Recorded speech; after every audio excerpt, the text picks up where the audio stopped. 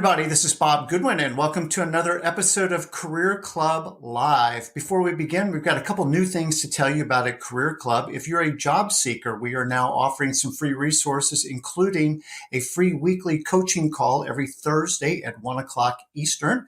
Just go to career.club, click on for job seekers, free resources, and you'll see it. And if you're a company, we're starting something new to add to the candidate experience and help build your employer brand by changing rejection letters into redirection letters, providing free career resources to people who will not be moving forward in the hiring process. It's a great way to build your brand and have a differentiated candidate experience. Again, you can learn more about that at career.club under for employers and then under candidate experience. So with that said, commercial over. I am extremely excited to welcome our guest today, Hilke Schellmann. I'm going to read a little bit about this because her background is phenomenal. So Hilke is an Emmy Award-winning journalist and the insightful author of the recently published book, The Algorithm, How the Rise of Artificial Intelligence Will Change Everything and What We Can Do to Protect Our Future. Her groundbreaking work has been featured in prestigious outlets like the Wall Street Journal, Time Magazine, the New York Times, The Guardian, the MIT Technology Review, and it delves into the profound impact of artificial intelligence on the workforce and society. Besides her writing, Hilke is also a professor at NYU, where she shapes the minds of future journalists with her deep understanding of AI's ethical implications and transformative potential. So today we're going to explore the depths of AI's influence on our world, navigating the complex interplay between technology and human rights. And with that, let me welcome Hilke. Oh, wonderful. Thank you so much for that kind introduction, Bob. I'm so delighted to be here. No, likewise. And look, I love all my guests. I am particularly over the moon today because, in all seriousness, Hilke, your topic, AI, obviously that's dominating headlines, Yeah. but our core audience is both job seekers and HR executives. And so this is just like the perfect intersection of all of those things. And you are a global expert on the topic. So it's going to be super, super fun.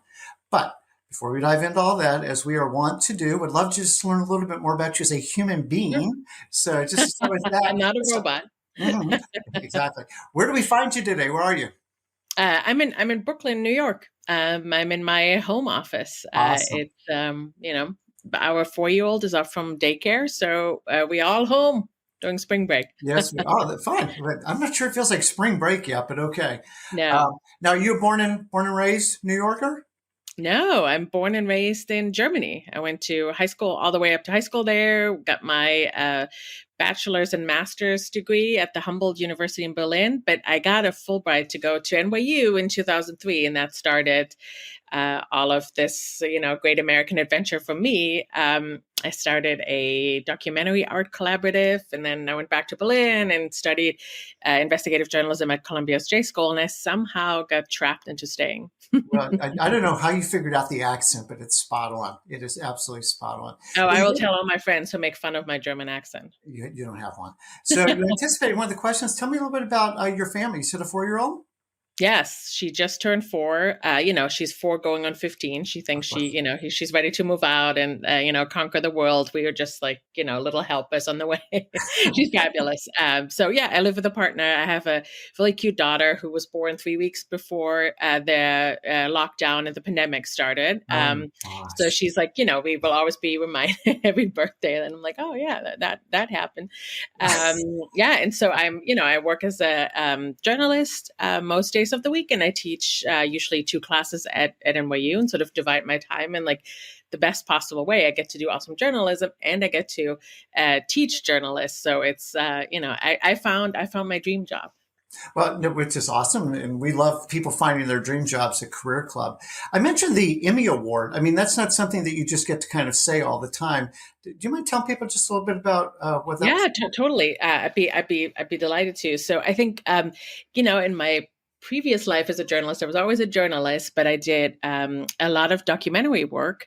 And one of the documentaries we did was my co-director and I went to Pakistan and followed a case on sexual assault and sexual violence in Pakistan, and sort of filmed for like three years this girl's story going through the legal system and all of the pushback she received from society and especially men.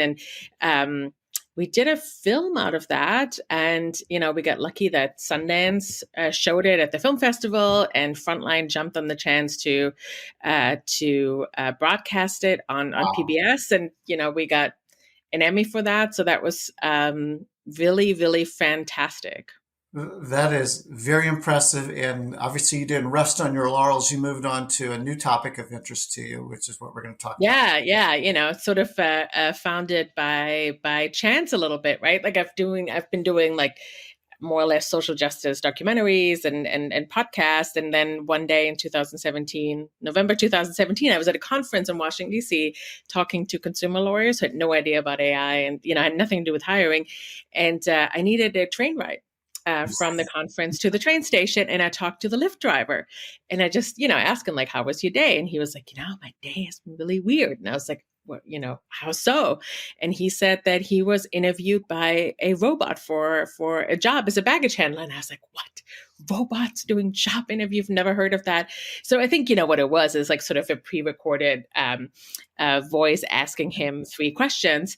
But I was really interested in that, and then I went down the rabbit hole. But and I learned how much we use AI in hiring and at work, and now also we see signals of AI results being used in firings. So that was sort of like the beginning that I was like, wow, I met someone who did a job interview with a quote unquote robot, and I had never heard of that. And lo and behold, there's a whole world out there. Side note for listeners, this is like a really interesting example to me of networking, right? You meet people, you engage them in conversation, and you never know the way it's going to break. It's always kind of this weird fractal of like, well, I wasn't expecting that, but that's cool. But you have to put yourself out there, ask questions, be interested, and you never know what you're going Yeah, to. you never know who knew, right? Like, Yeah, and big and old it came fun. up, and then I went to a conference on AI, and the topic came up again, and in a sparsely attended presentation, and I was like, oh, somebody else was talking about similar things. This now somebody who had just left the Equal Employment Opportunity Commission, and she said that she can't sleep at night because companies use like basic algorithms to check for absenteeism in people's calendars of their workers, and she was really worried that this might hurt mothers and people with disabilities who often have longer absentee rates than others, but they're protected classes. You're not allowed to fire them or do anything against them if they miss more time than others. So she was really worried about that. As she should be. So let's wind the tape back here a little bit because Yes. I want to dig into it, but just to kind of completely level set, because the book just came out at the beginning of January, right? Yeah, January 2nd is like the new year. Yeah, Here it yeah. is. So I mean, the first question, I don't mean for it to be completely obvious, but why this book and why now? I've been working on this for like 5 years or so now, right? Like researching this. But I felt like there's really like the world is really changing here. And we now have all these indications that almost all Fortune 500 companies use these kinds of AI hiring Mhm. tools somewhere in their hiring funnel, right? From like resume screening to even finding folks to reach out to like asking them to do one-way video interviews, right, where Yeah. there's no human on the other side, to playing games. So it really felt like a real sea change. And also we see that like for workplace monitoring and surveillance, we see out of the 10 largest companies in the US do monitor some of their workers. And we now see that like really, really large companies use some of these AI vendors to check for sentiment analysis and check all of our writing.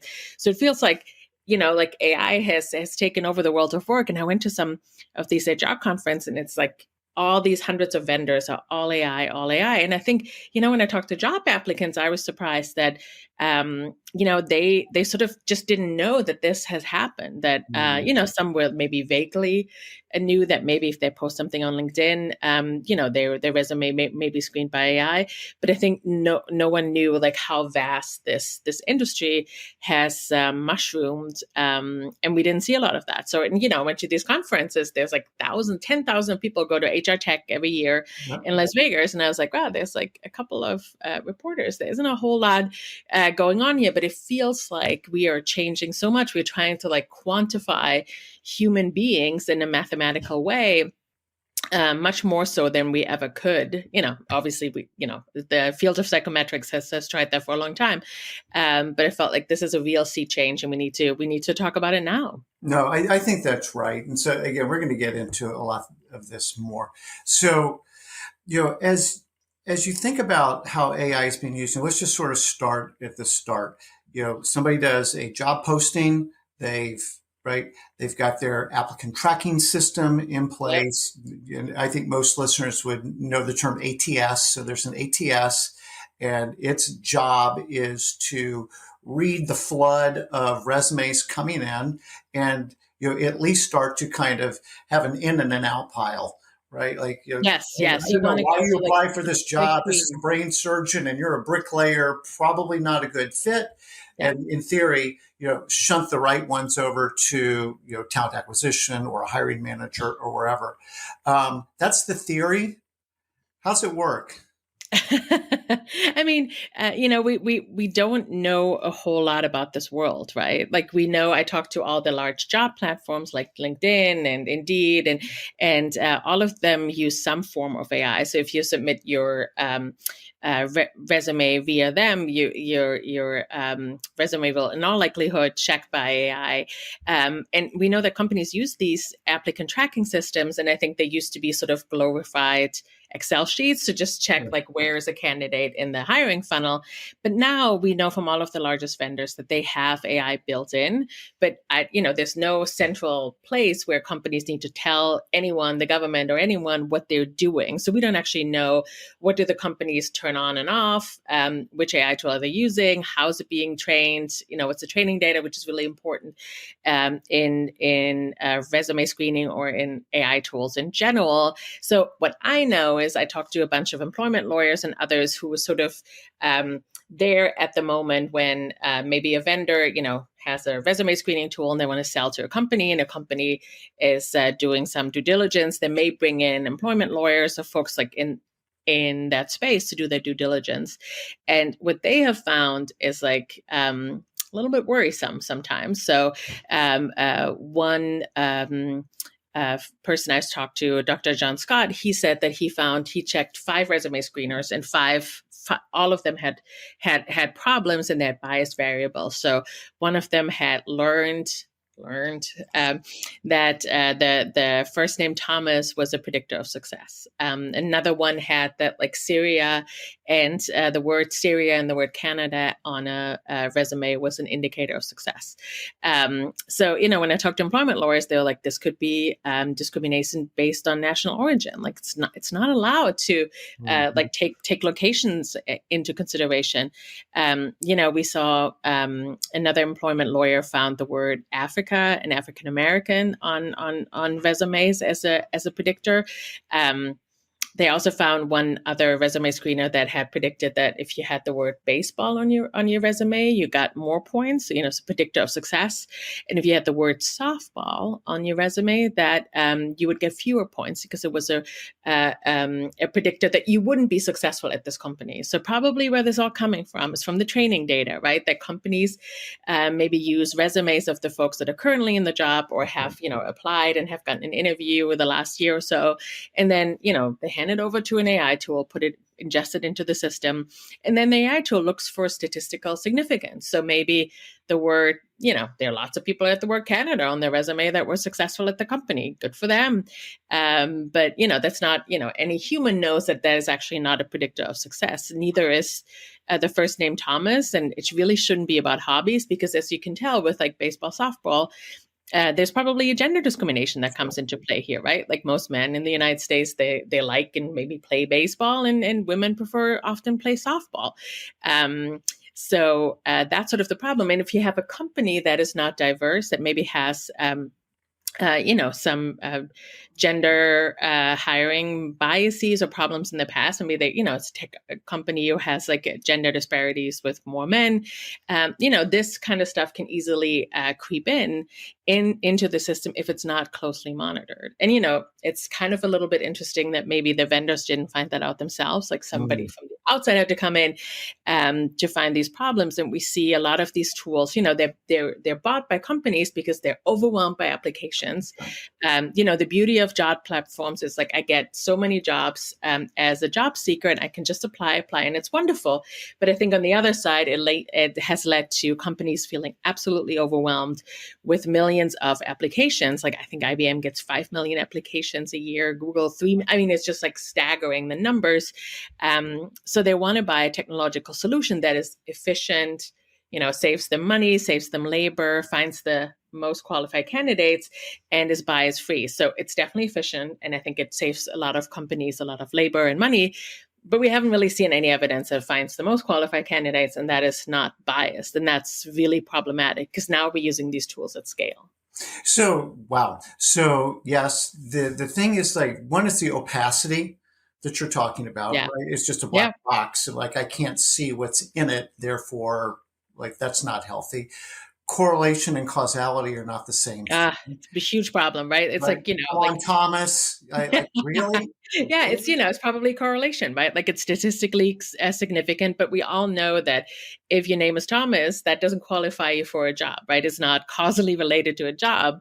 Any human would know that, but obviously a AI tool doesn't know that. It just looks for statistical significance. So, there probably were some Thomases in the pile that were successful.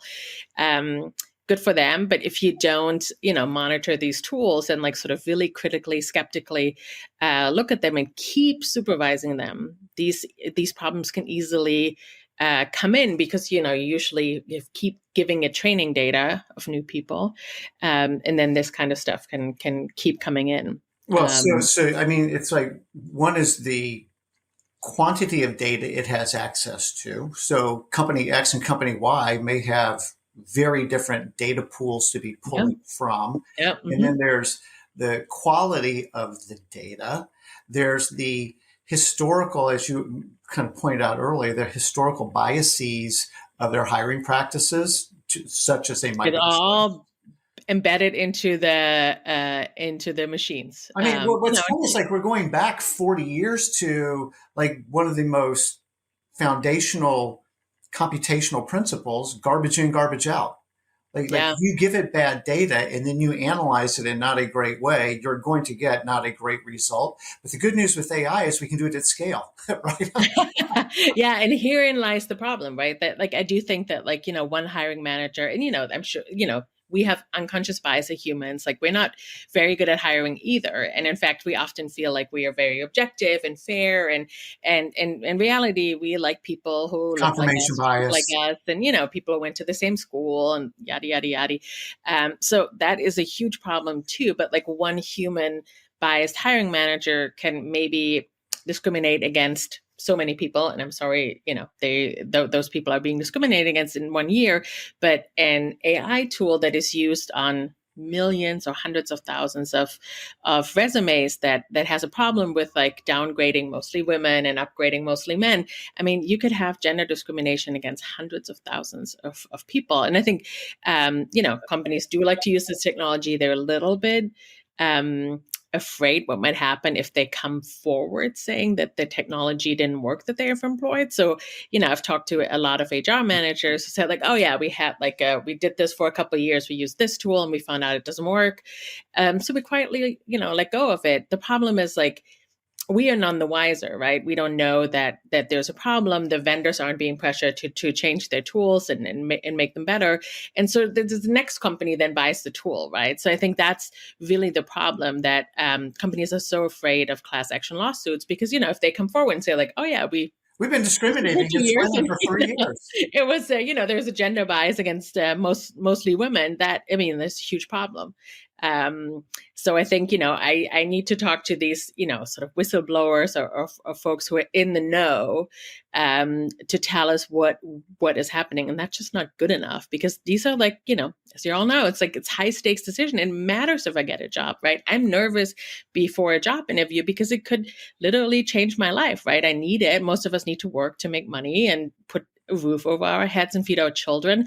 But also if I have a job that like makes me happy, fulfills me, that is a big deal. Our identity is tied to, I spend so much time at work, and I hope it's like somewhat rewarding for people. So it does matter. I know we get, a lot of people get rejected all the time. So it feels like, oh yeah, it's another way to get rejected. But if I get rejected for my dream job because I'm not the most qualified candidate or I'm not qualified enough, I get it. Would I be sad? Totally. But if I would find out that I was rejected because I had the word softball on my resume, and I was discriminated because I didn't have the word baseball on, I would be, which has nothing to do with the job, I would be upset. Like, that is not fair. Okay, so let's talk for a minute about solutions. The problem seems pretty profound.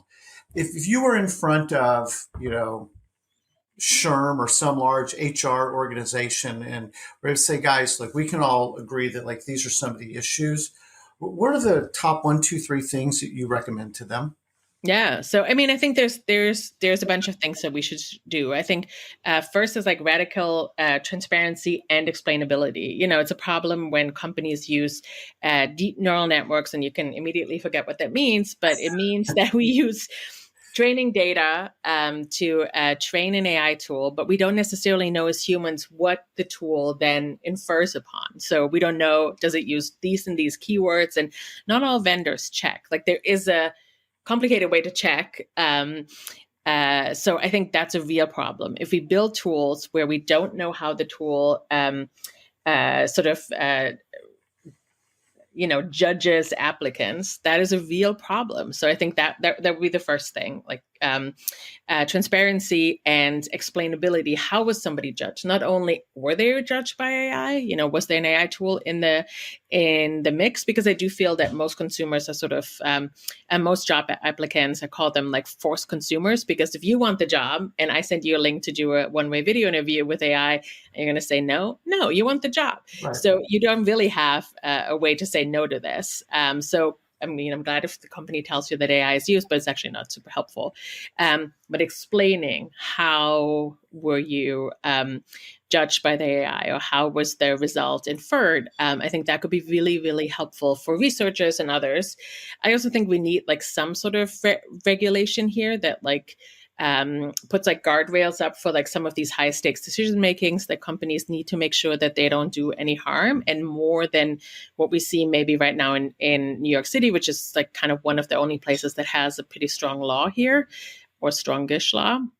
I wanted to have a strong law to say that, companies who use AI hiring tools need to be audited once a year. So there's a lot of it's a very loose law. So a lot of companies, I think, get out of it.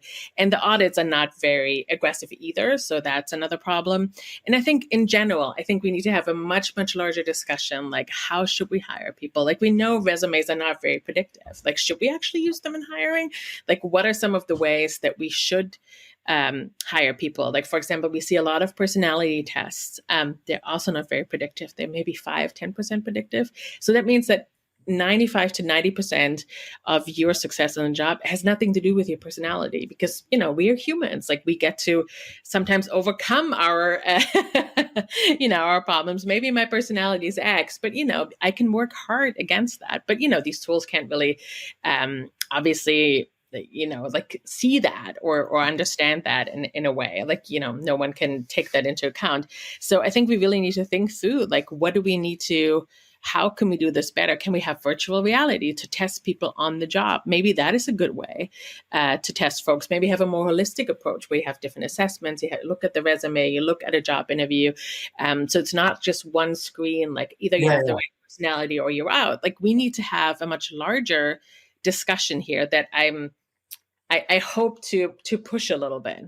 No, I think it's great. And then, on the, first of all, I did an interview with the CHRO of a 130,000 person company recently.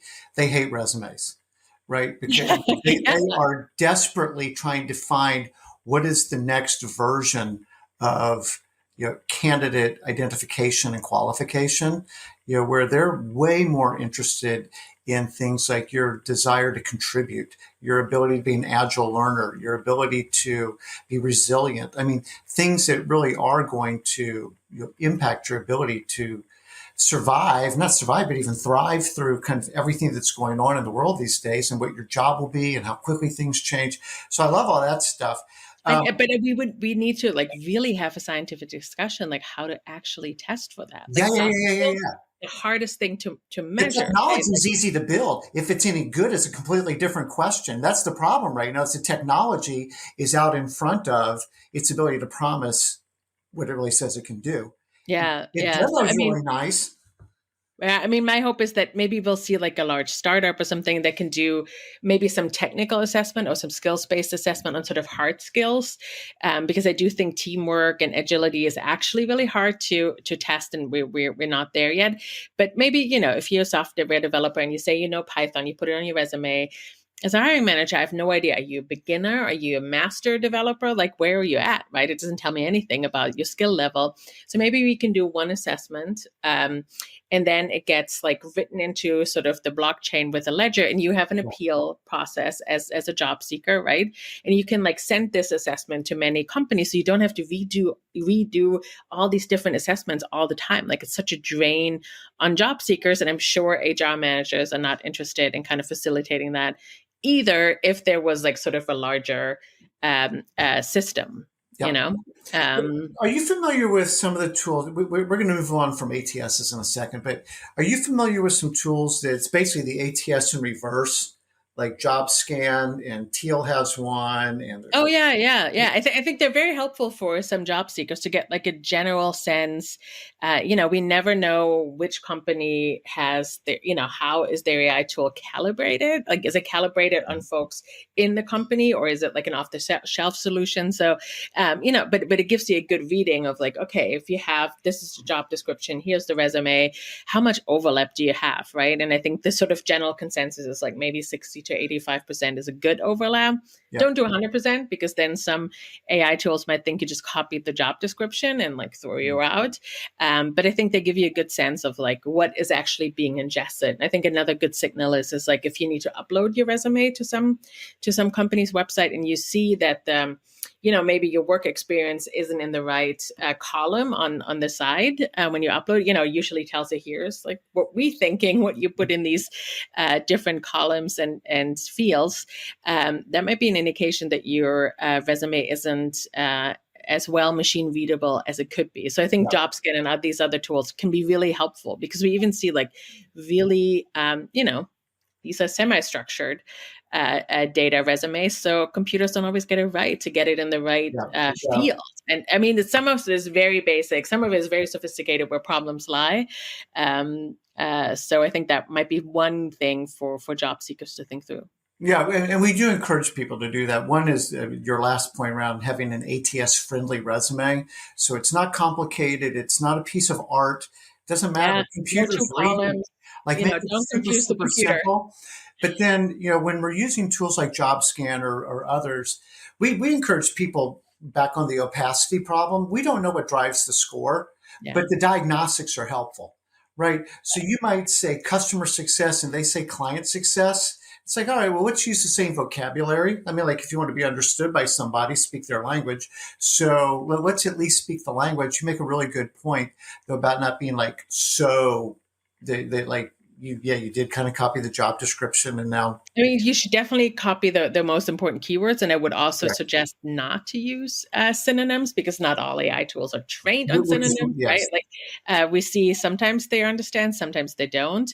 And I think, if you want to have like a really cool, exciting resume, maybe your machine readable isn't that exciting, but if you have an in-person job interview, you can always bring a resume that you love, right? With the colors and the two columns, and you can give that to a human, but machine readable, if that is your first encounter, it has to be machine readable. If it's not, you kind of already reject it. And some other folks who have surveyed companies also found out that some of the ATS tools are calibrated to throw out people who have a 6-month and longer gap between jobs, right? And I think that's a really insidious problem because, who knows why you had a 6-month job gap? Maybe you moved, maybe your spouse is in the military, maybe you had a kid you had to take care of, or parents, or whatever. Bereavement. Who I mean, it could knows? be tons of things.